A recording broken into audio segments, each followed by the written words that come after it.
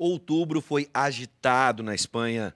Já no primeiro dia, 90% dos eleitores catalães votaram pela independência da Catalunha.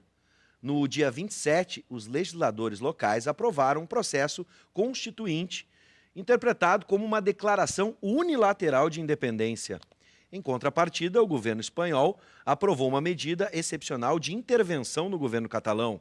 O presidente do país destituiu o presidente da região e seus ministros e ainda convocou eleições para que os catalães possam se manifestar sobre a separação ou não da Catalunha. Esse é o quadro Direito em Pauta que começa agora.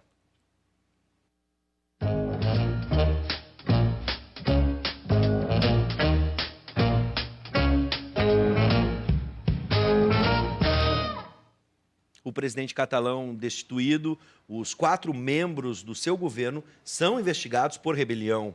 Eles se entregaram às autoridades da Bélgica. Este é o tema do quadro Direito em Pauta desta semana. Estamos aqui com o professor Paulo Regis, como sempre, um prazer recebê-lo. Da mesma forma, Vives, sempre um prazer estarmos juntos aqui para tratarmos mais um tema jurídico. Muito bem. Hoje nós contamos com a presença, mais uma vez, do professor Sérgio Roberto de Abreu, que é professor de Direito Internacional, professor de Direito Administrativo em campus da nossa instituição, da UBRA, tanto em Torres como em Guaíba e aqui no campus de Canoas. E temos uma particularidade, o professor Sérgio é doutorando aonde? Na Catalunha, lá em Barcelona. Então, nada melhor do que uma pessoa que tem a experiência, está vivenciando essa experiência. Seja bem-vindo, professor. Obrigado, Bis. Obrigado, professor Paulo Regis. É uma satisfação novamente estarmos aqui no Direito em Debate do nosso programa Conexão UBRA. Muito bem. Antes da gente começar a nossa discussão, professor, vamos com as nossas indicações. Sempre estamos indicando livros da Livraria do Advogado. E qual a obra vamos falar hoje? Perfeitamente, Bives. Hoje nós vamos indicar mais uma publicação da Livraria do Advogado e editora, que é intitulada Primeiras Linhas de Direito Processual Civil, volume 3, processo 2.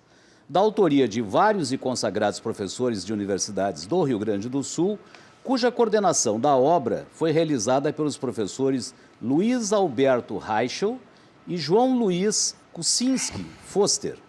A obra aborda a coisa julgada, da ordem do processo no tribunal, a teoria geral dos recursos, os recursos em espécie, trata também da apelação, do agravo de instrumento, embargos de declaração, agravo interno, recurso extraordinário, recurso especial, entre outras ações. Enfrenta ações específicas na parte de recurso e é importante frisar, indiscutivelmente, pela respeitabilidade científica dos autores, trata-se de uma excelente obra destinada ao mundo acadêmico e aos profissionais operadores do direito. Você está vendo aí na tela o telefone, você pode ligar e adquirir essa obra na Livraria do Advogado. Bom, agora vamos começar. Professor Sérgio Abreu, mais uma vez, seja bem-vindo. Vamos trazer a sua experiência, como bem disse o professor Paulo Regis, mas antes vamos fazer um resgate e tentar entender, explicar para os nossos telespectadores quais razões, as razões básicas que provocaram o movimento separatista. E eu fico pensando, as razões no presente ou vamos resgatar também fatos históricos? Afinal de contas, a criação, a formação da Espanha tem uma história muito antiga e bastante complexa. É verdade. E a história de Barcelona, da Catalunha, né? Barcelona é a capital hoje da Catalunha e a Catalunha é a região autônoma, que significa um estado aqui no Brasil, nas federações.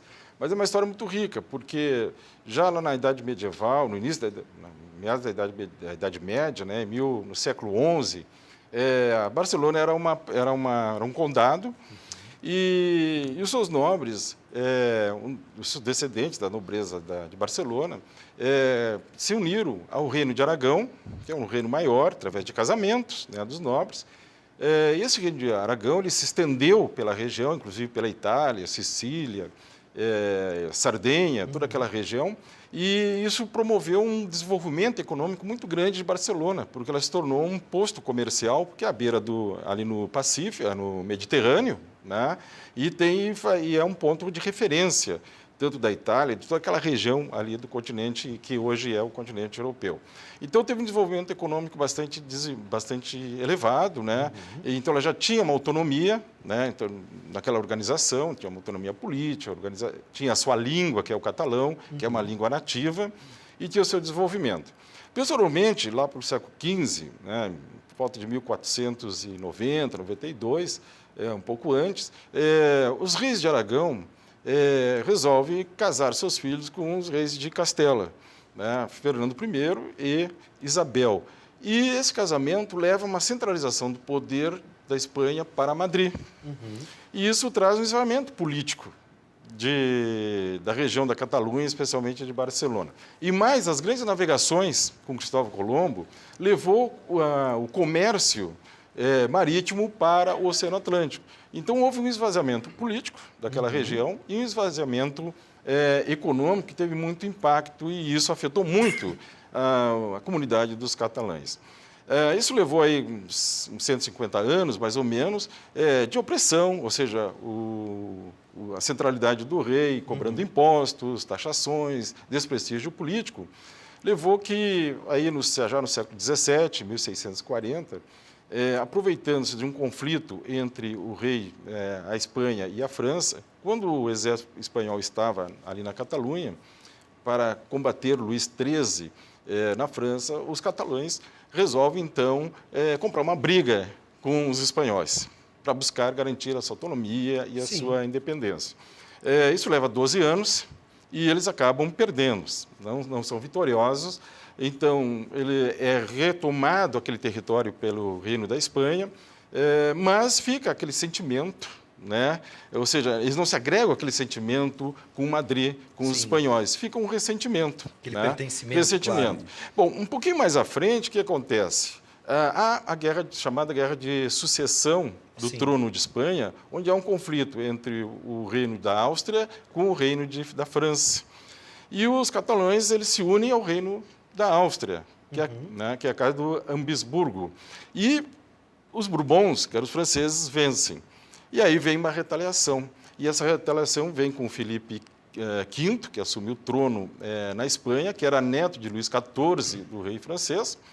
E essa retaliação vai se tornar um marco muito importante na história da Catalunha e de Barcelona, especificamente, que é a queda de Barcelona, o cerco de Barcelona em 1713 e a queda em 1714. Isso foi um fato muito impactante. Né? Quem vem a Barcelona tem um forte em cima de uma elevação onde é o Centro Olímpico de Barcelona, e lá tem um registro muito importante desse período, porque morreram 20 mil catalães, né, nesse conflito, outros foram torturados, muitos foram se refugiar na França, e isso foi extremamente traumático. Foi dissolvido o parlamento, naquela época o parlamento catalão foi dissolvido, os funcionários públicos foram proibidos de falar o catalão, não poderia proibir toda a população, porque no dia a dia as pessoas falavam catalão, mas oficialmente foi abolido o catalão como linguagem, e também as leis locais foram desmanteladas. Ou seja, foi totalmente subordinado a Madrid, e isso, né, perdurou aí um grande tempo, né? Mas no século XIX há uma reviravolta no comércio e Barcelona, a Catalunha retoma o seu crescimento econômico. Então, retomando seu crescimento econômico, a Revolução Industrial, os catalães hoje têm uma indústria fantástica, né, na Catalunha. Que a gente está chegando no presente. No século XIX. Então, há uma evolução, acompanhando todo o movimento, né, de crescimento da Europa, principalmente da Revolução Industrial.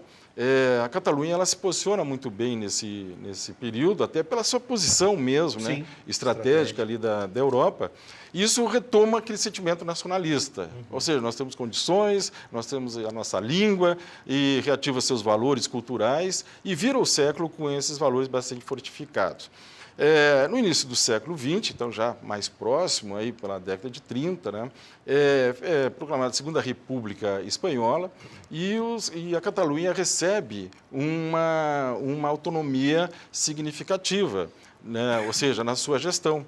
então ela tem a sua língua, reorganiza o seu parlamento, cria a Generalitat, que significa governo, né? Então tem um governo próprio, então com muita autonomia. Só que isso dura pouco, porque vem aí a revolução, né? A questão do Franco, né? A implantação do fascismo na Espanha, que começa em 35 até 39, a guerra de Franco, né?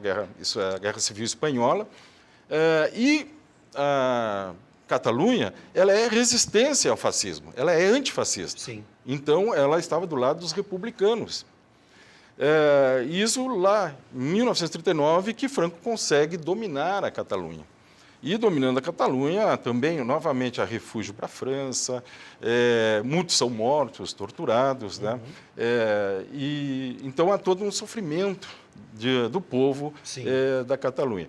Novamente, o parlamento é dissolvido, a língua catalã é proibida, aí ela é uma proibição geral de usar o idioma catalão, e há uma submissão, uma imposição do poder autoritário de Franco, que vai durar até a década de 70. 40 anos. Praticamente 40 praticamente anos. 40 anos. E a Constituição de 78, que é a Constituição Democrática, né, redemocratizadora da Espanha, a qual a nossa Constituição também tem, de 88, tem uma influência bastante grande, né, dessa Constituição. Essa Constituição ela devolveu, né, esse regime de autonomia e restituiu a língua, né, a liberdade da adoção da língua. Tanto é que, em 79, a Catalunha oficializa a língua catalã como a segunda língua oficial da Catalunha. Então, vejo que na história, nós temos praticamente dois grandes momentos muito semelhantes ao que está se vivendo agora, ou seja, uma busca de um nacionalismo, de uma independência, mas a dissolução do parlamento, a proibição da língua, que não é o caso hoje, mas em dois momentos históricos, os catalães sofreram esses revés políticos na sua autonomia. Só uma questão bem popular para quem não conhece tanto a história da Catalunha, mas vê o reflexo de tudo isso hoje, por exemplo, no futebol. As pessoas não têm ideia da rivalidade entre Real Madrid, que representa a coroa espanhola, com o Barcelona, que é praticamente a seleção catalã, né? Representa a região mundialmente, né? Hoje. Tu vê qual é importante que tu coloca, Bives, porque com a Constituição de 78 e a Constituição de 88 ela organizou a Espanha em 17 regiões autônomas. 4 delas têm uma autonomia bem mais ampla, ao estilo da Federação Brasileira. Então, há uma renovação desse nacionalismo, a língua catalã volta com muita força, né? A Catalunha se organiza para as Olimpíadas de Barcelona de 92. Essa Olimpíada, eu acho que ela é um marco muito importante. Este ano, a Catalunha e Barcelona, principalmente, está comemorando 25 anos da Olimpíada. Se você for no Parque Olímpico hoje de Barcelona, parece que as Olimpíadas vão começar amanhã.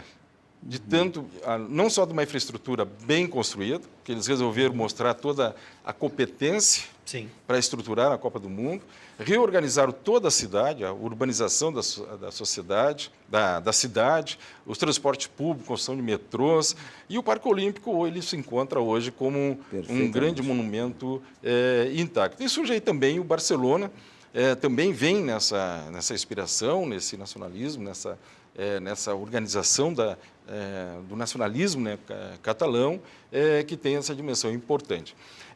Só que, mais à frente, em 2006, é feito um regulamento autônomo, um novo regulamento, a Catalunha aprova, e cria uma denominação que se chama a Nação da Catalunha, ou seja, se autodenomina nação.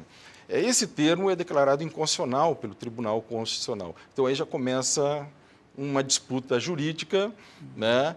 Uma disputa jurídica significativa, né? E os conflitos entre o Tribunal Constitucional espanhol e as decisões que são tomadas na Catalunha, né? E vai desenrolar aí mais algumas questões. Um aspecto interessante, professor Sérgio e Bives, falando de futebol, essa rivalidade que existe entre o Barça, né? E o Madrid, né? Nós temos que fazer uma analogia com os nossos times aqui de Porto Alegre, do Rio Grande do Sul, Colorado e o Grêmio, né? E uma característica muito interessante, eles cantam em coro aos 17 minutos e 14, alguma coisa assim, que representa o ano de 1714, mais ou menos.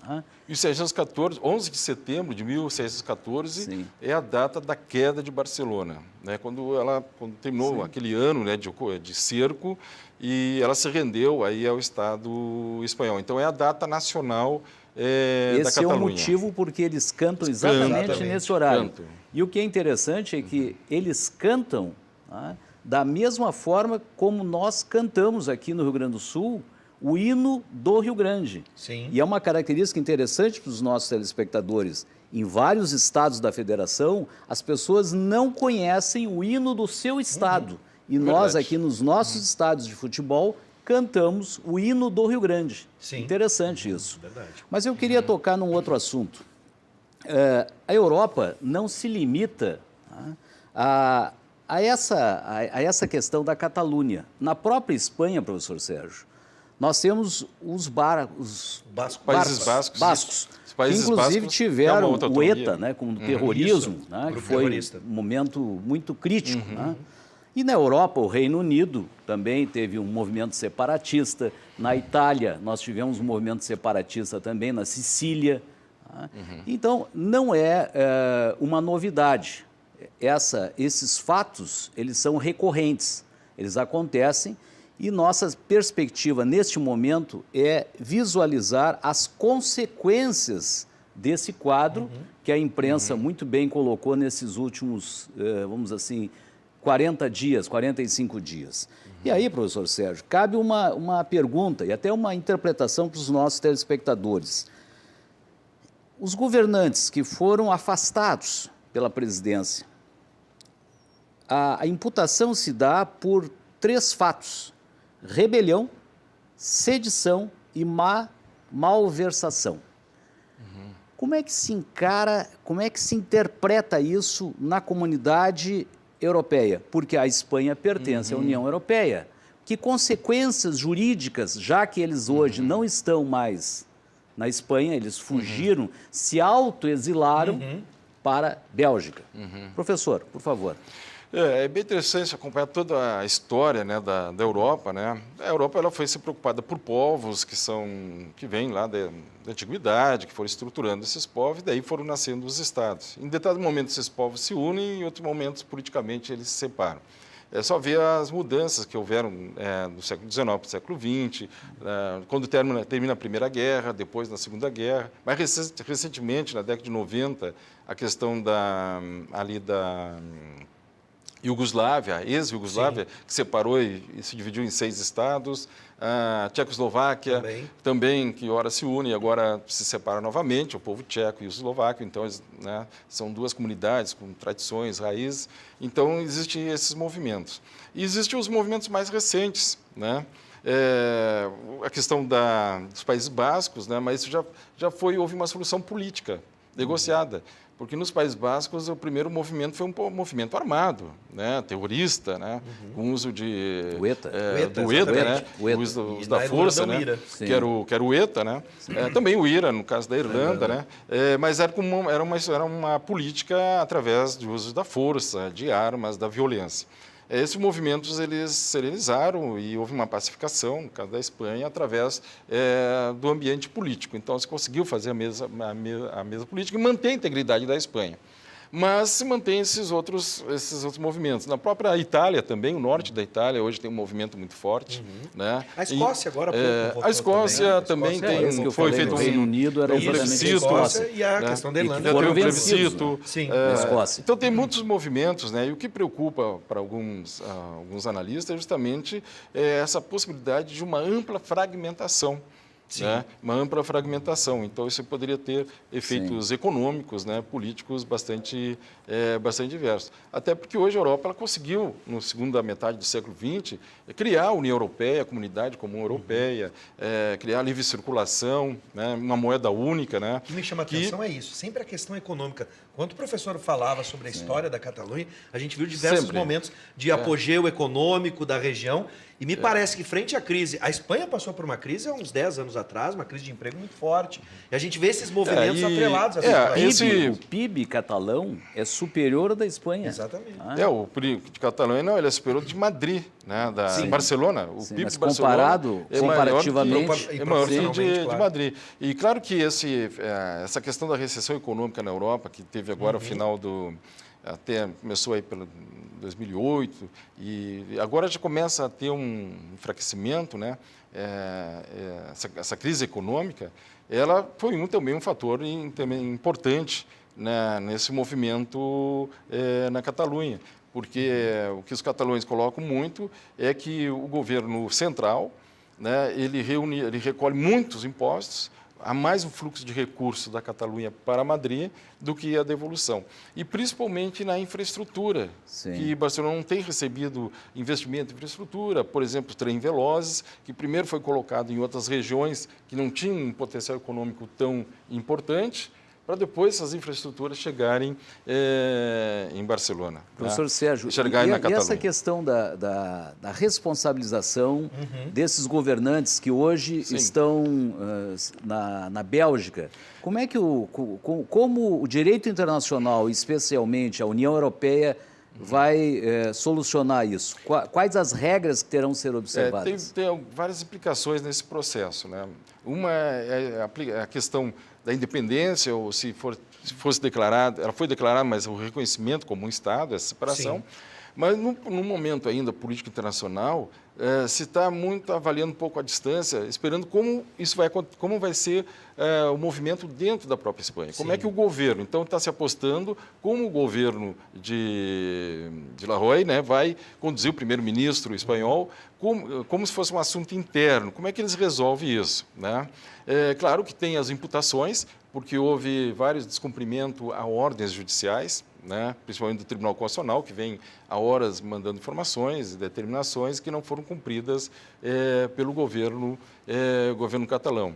E até chegar à convocação. Na verdade, em 2014 já teve um plebiscito, né, uma consulta pública, mas na época foi utilizada a própria sociedade civil. O poder político ele ficou atrás, ele não deu uma oficialidade. Na verdade, ele estava participando, mas foi um ensaio. Agora não, agora foi um movimento político, um movimento organizado do poder instituído na Catalunha, que feriu os princípios constitucionais, né, da Constituição da Espanha e as determinações já analisadas pelo Tribunal Constitucional. Então, tem essas repercussões, que é a questão do crime de sedição, que é a principal acusação, né, de revolta, e outras, questão da verba pública também que estão colocadas. Professor... Agora, o fato deles ir para a Bélgica justamente foi impedir a prisão imediata, que já haviam sido solicitados para se apresentar à Justiça, e tanto o presidente da Catalunha, o ex-presidente agora, mais 4 dos seus assessores diretos, né, que eram ministros, estão na Bélgica. O governo belga diz, isso é uma solução agora jurídica,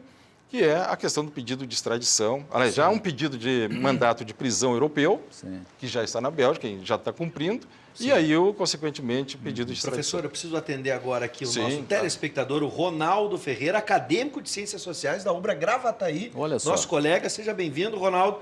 E vou juntar com a pergunta dele, a gente tem muito pouco tempo, então eu vou pedir para o professor ser o mais conciso possível. Quais os reflexos políticos e econômicos para a Europa, né? E por que os demais países que possuem acordos econômicos com a Espanha, haveria um reflexo com o Brasil? Só para lembrar, né? Por exemplo, alguns países como a Alemanha e a Inglaterra não reconheceram esse movimento, né? Mas a gente tem agora essa convocação, então fico esperando o que vai acontecer depois da resposta, se os separatistas ganharem. Como diz, a primeiro momento agora, eu acho que a comunidade internacional fica observando como o governo da Espanha vai estar tratando isso e como ele vai resolver. E aposta numa negociação política. Tanto é que o próprio governo da Espanha já convocou umas eleições para o dia 21 de dezembro, para reconstituir o poder político na Catalunha, um novo parlamento, um novo presidente, e a partir daí fazer uma nova mesa de negociações. Agora, o reconhecimento da independência de imediato, isso é um processo mais difícil, né? porque não reúne todas as condições necessárias, né, para o reconhecimento de um país dentro do direito internacional. Falta alguns pressupostos importantes.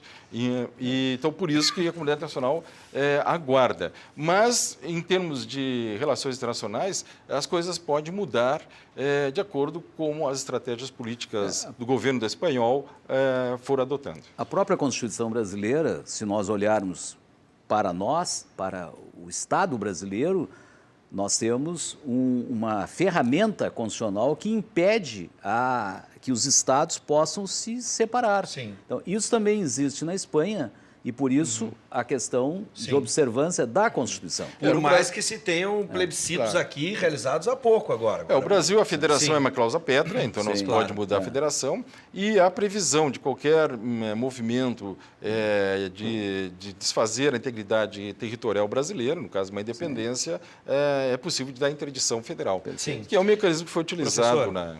Eu quero agradecer pela brilhante aula que tivemos, não só de direito, mas de história aqui de história, com o professor sem dúvida, Sérgio Abreu. sem dúvida. Seja sempre bem-vindo, professor. Obrigado. E da mesma forma, nos encontramos na próxima oportunidade. Sem dúvida. Professor Paulo Regis, um Tá prazer. bom, muito obrigado, professor Sérgio. Até a próxima. Até a próxima, professor. Obrigado, até a próxima.